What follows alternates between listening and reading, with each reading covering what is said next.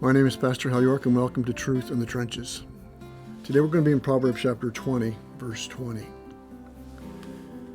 He who curses his father or his mother, his lamp will go out in time of darkness. As we know, the foundation of any society is the family. As the family goes, so goes the nation. The Old Testament emphasizes the importance of family. One of the Ten Commandments says, "Honor your father and mother, that your days may be prolonged in the land which the Lord your God gives you."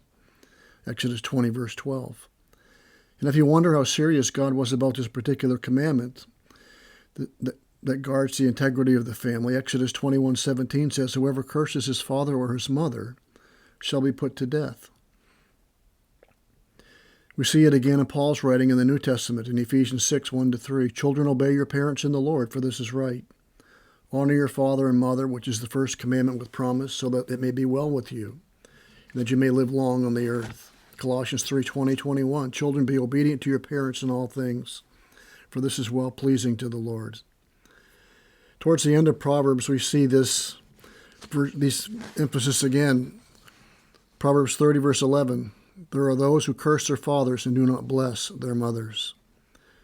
Verse 17 in that same chapter, "The eye that mocks a father and scorns to obey a mother will be picked up by the ravens of the valley and eaten by the vultures." It's kind of a gruesome picture. Paul told Timothy that one of the marks of the last days will be men will be lovers of self, lovers of money, boastful, arrogant, revilers, disobedient to parents, ungrateful, unholy. All these verses and many others remind us and show us that God takes the family seriously. God instituted the family. Marriage was God's idea, not man's. Children are from God. The fruit of the womb is his reward, the psalmist says. Now, one doesn't need to be a sociologist to see that our culture today is marked by a blatant disregard for parents. But not just a disregard, but far too often the cursing of parents. But what does it mean to curse your father and mother? Is it hurling insults at them, mocking them? The word used for curse here emphasizes the absence or reversal of a blessed or rightful state and lowering to a lesser state. Curse, or to put down, to speak against, could be in view here. But I think we see another way this could be applied based on that definition. The reversal of roles. The children curse father and mother by refusing to allow them to parent them. Instead, the child parents the parent. The child sits in the seat of authority in the home.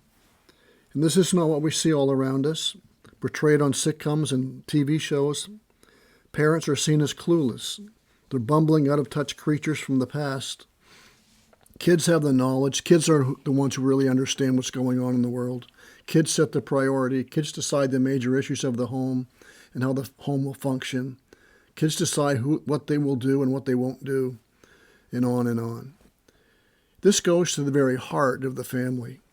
The children reject parental authority, parental instruction, parental example, and become the authority on the home. And this is one way that children can curse their father or their mother.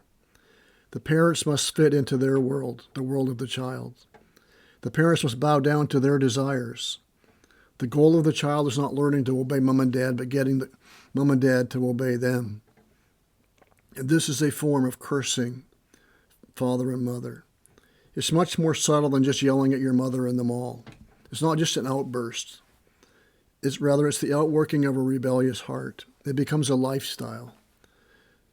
And there are grave consequences to such behavior, and these verses all talked about it. And we see them being played out in our culture. As boys and girls, teenagers who've rejected and written off their parents seek to navigate all the minefields regarding morality and gender and the church, life itself. But they're doing so according to their own limited set of life skills and understanding. And the results are tragic, and we see them everywhere. Their lamp is indeed going out. There's a metaphor for death, and that can happen, but it says that their lamp goes out in the darkness. The lamp is not used in the daylight. If your lamp goes out in the daytime, it's no big deal. But if your lamp goes out in the darkness, it goes out when you need it the most. And when it goes out, all you have left is darkness. There's no other light to guide you. You're lost than in the dark. And it's tragic, as I said today, how many children and teenagers, young adults are trying to reverse the darkness all around us. But they've rejected the light. They've rejected the wisdom of God's word, the instruction and guidance of parents, the church. They're alone in the dark with no light. They're confused. They're afraid. They're lost. They're listening to friends and teachers and entertainers who are just as much in the dark as they are. They're trying to tell them how to live, but they have no idea how to live themselves. They have no idea what life is all about and who they really are. To curse father and mother is to, in one sense, despise and mock the God who gave you a father and mother. And remember, God is not mocked. So my encouragement today is this: Dad and Mom, it's never too early to begin to train up your child in the way they should go. This cursing doesn't happen overnight. It evolves through parental neglect, parents rejecting or absolving themselves of the responsibility to be a parent. Maybe it's through laziness, fear of popular culture, the fear of saying no to their children, the fear that their children won't love them. They won't discipline their children. And that has tragic results down the road. You as a parent can and must be the parent. Your world is their world. They follow you, you don't follow them. You are to teach them to obey you. And yes, as they get older, obviously their lives will get busier. They will become involved in sports and other activities at school and then in church and so on. But even then, you as the parent need to be sitting in the place of authority. You need to be the one who knows when to pull the plug and say enough's enough, not the child. And this is wisdom. This is love. This opens up the true and wonderful blessing of God in the family.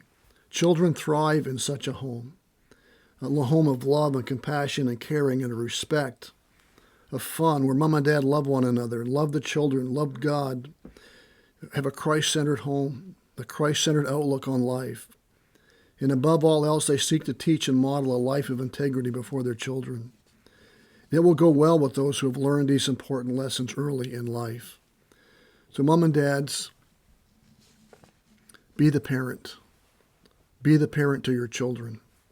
Teach them to obey you early. It's never too early to start to teach your children the importance of these lessons. He who curses his father and mother, his lamp will go out in time of darkness. It's a very sobering verse, a very thought-provoking verse. I think we see the examples of this in our culture everywhere. But as a church, we have the light of God's word and the wisdom of God's word, and we need to follow it as parents and believe God's word is true, and God knows what he's talking about. We need to obey him in our parenting and pray that God would open the hearts of our children to his truth. We can't save our children, but we can bring them to the cross, and we can teach them about the cross, but God is ultimately the one who must change their hearts. But be the parent. May this truth guide us and guard us in the trenches of life as we seek to live our lives for the glory of God and the good of others. May God bless.